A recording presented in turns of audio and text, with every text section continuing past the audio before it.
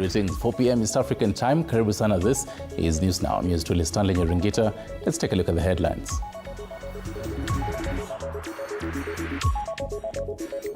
Coming up. Parents across Kenya face mounting challenges as schools reopen, with low turnout marking the first day of classes. The Ministry of Education bears the brunt of the blame. That the school has allowed us to come back to school, even if most of the students haven't cleared the fees. Okay, none of the students have been sent back for fees. Also, the Kenya Publishers Association is furious as the Kenya Institute of Curriculum Development fails to deliver enough textbooks for the grade 9 transition, sparking nationwide criticism. Plus, frustration mounts as the Kericho branch of CWO UK demands answers from the Postal Corporation of Kenya over months of unpaid wages.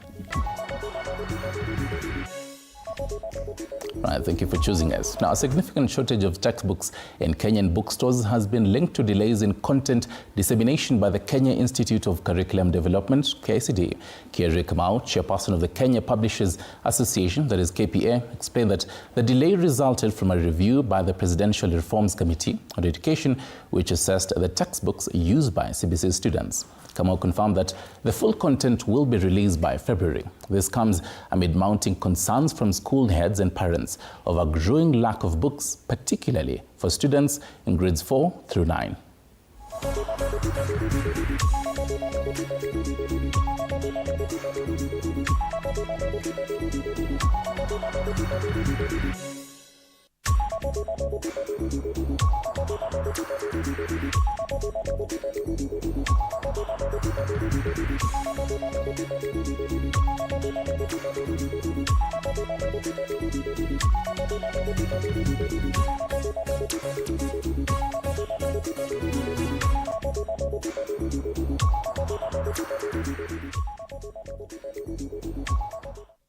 Right. Meanwhile, the Kericho branch of the Communication Workers Union of Kenya, that is GOtv UK, has raised alarm over 4-month salary delays affecting Postal Corporation employees.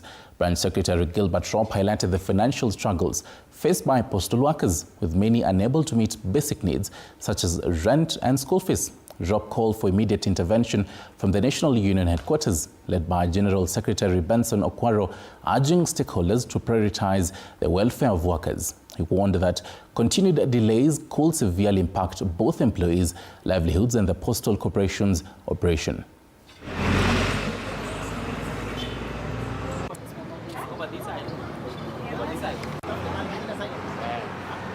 This afternoon, we've called you so that we can be able to address issues concerning our employees in Telecom Kenya. I mean in Postal Corporation of Kenya.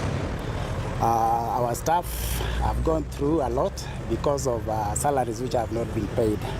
So today we decided that at least we need to come today and address the press so that the management can know how serious the situation is.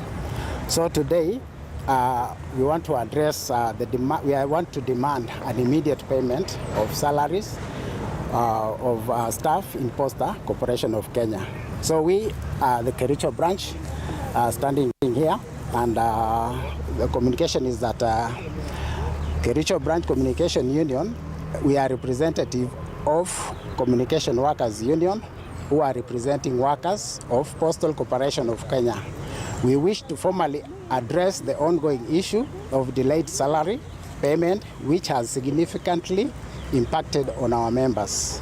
We are deeply concerned by the persistent delay in the disbursement of salaries to members, which is a clear violation of the basic rights. Timely payment of wages is not only a legal obligation, but also a fundamental aspect of the trust and respect that should exist between an employer and its workforce. The delay has caused undue hardship, stress, and financial insecurity for many of our members, and it is an issue that cannot be allowed to continue. Our members are unable to take their children to school, and many of them have been locked out of their houses because they are unable to pay rent. Right, from the salary crisis to the abduction crisis, and a group of lawyers aligned with former Deputy President Rigathi Gachagua is calling for the creation of an independent commission to investigate the alarming rise in abductions of government critics. The statement, signed by 25 members of parliament and senators, follows a series of abductions in December 2024, allegedly targeting young Kenyans critical of President William Ruto and the Kenya Kwanza administration. The legislators are also urging the commission to investigate the politicization of the National Police Service and reports of land grabbing across the country.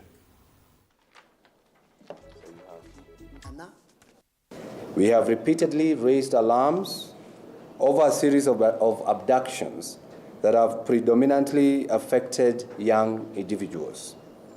These heinous acts have resulted in numerous victims suffering from death, physical harm, psychological trauma, or enforced silence.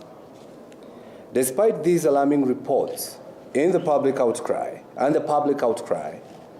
the Director of Criminal Investigation, that is DCI, has distanced himself from accountability, claiming ignorance regarding the perpetrators of these abductions. We also appreciate the ICC quick response in opening the portal for reporting human rights abuses by the state actors and other collaborators in setting early stage of collating the data ready for the eventuality. This collective action demonstrates that through the sovereign power vested to us by the Kenyan Constitution, we can stand together to hold the rogue government accountable for its actions. Let us continue to raise our voices in pursuit of justice and accountability for our country. Right, speaking of justice and accountability for this particular abductees, I want to take you all the way to Nakuru, a place called Sangawet, where boots on ground there is Chichi Josephine. Chichi, a very good evening to you. This particular place, we do believe, is where family and friends of Kibet Bull, one of the abductees released yesterday, is. Chichi, kindly tell us what is happening at the moment. What do we expect to see? Well, Stanley, a very good evening to you, and it's true, I am coming live to you from Sangawet in Kuresoi South here in Nakuru County, of course at the home of one Gideon Kibet, who is also known as Kibet Bull, who was allegedly abducted 15 days ago, but of course was freed yesterday, that is on Monday, and of course the family and friends are right here, of course in preparation to reunite with one of their kin, and of course understand Kibet is also a brother to Ronnie Kiprangat, who was also allegedly abducted in Nairobi and is of course expected to be reuniting again with the family. Remember, currently, as you can see, the mother is right here. We will be able to talk to her, and of course we have so many people here waiting to see the two brothers, that is Gideon Kibet and also Ronnie Kiprangat, who are currently on their way here, and so we'll be waiting to just have a word with them. But right now, just allow me have a word with the mother to tell me how she feels days after being looking, or rather she's been looking for her two sons, and now she is waiting to reunite with the two sons. Basi karibia hapa mama tuzungumze. Yes. Naelewa hii leo ni siku ya furaha kwako. Yes. Maana umekuwa mkimsubiri Kibet na pia Ronnie. Tueleze unahisi vipi ndani ya moyo wako? Angalia kamera pale. Unahisi vipi ndani ya moyo wako labda? Kwa upande wangu mimi naitwa Caroline Mutai. Nimefurahi kabisa siku ya leo juu watoto wangu natamwona saa hii. Sasa ninashukuru kabisa. Wacha niseme asante kwanza, lakini juzi nilikuwa nikihuzunika sana, niseme watoto wangu wako wapi. Christmas sikukula, tarehe moja sikukula. The all of these days last almost 10 days ago nilikuwa kuhuzunika sana, lakini saa hii haki niko na furaha, ninangojea kwa hamu. Hata tuseme villagers tuko na hawa, tuko na furaha, vikelekele. Sawa.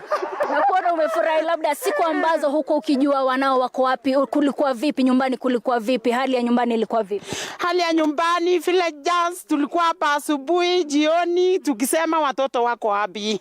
Lakini wakati nilisikia jana Roni Kiplangat tukaongea naye. Alafu kitu kama saa 9 Kibet Bull nika hata saa hii kwa wangu sijui ni kwaje. Nilifurahi kabisa, hata saa hii bado ninaendelea kufurahi. Hata nashindwa kuongea juu nilifurahi sana jana.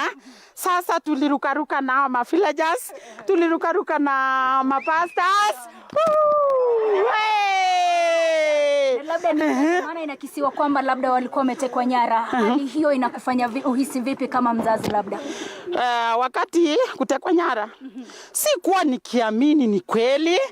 Ni mtoto wangu kweli, ni Roni kweli, juu Roni ni sijui ni hata ninamjua, ni deacon wa kanisa SDA. Na Kibet hata juu alikuwa mwaminifu tangu, nikashindwa ni nini. Kabisa.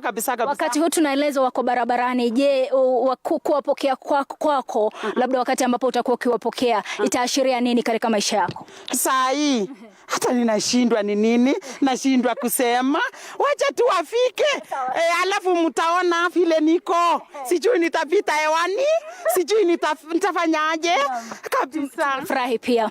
Therefore, Stanley, it is the joy of a mother who had no hope initially of seeing his 2 sons who were allegedly abducted in Nairobi.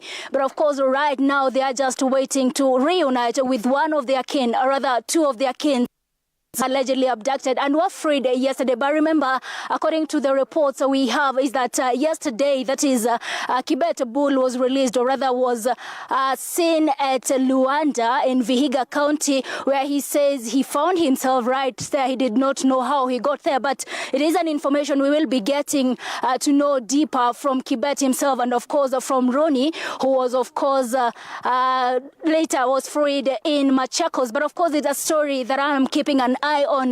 But as you can see, all the Gen Zs here have gathered here. Remember, these are the Gen Zs from Sangawet in Kuresoi South, and all the women and men are just here. All the villagers are here to meet and reunite with Kibet Bull and of course Roni Kiplangat. I am right here, Stanley. I will be able to keep an eye on this, and of course we will be able to update our viewers to what will be happening. We will be witnessing the reunion of Kibet Bull, Roni Kiplangat, with the family, and of course with villagers here at Sangawet, Kuresoi North in Nakuru County. Over to you, Stanley. My name is Chichi Josephine.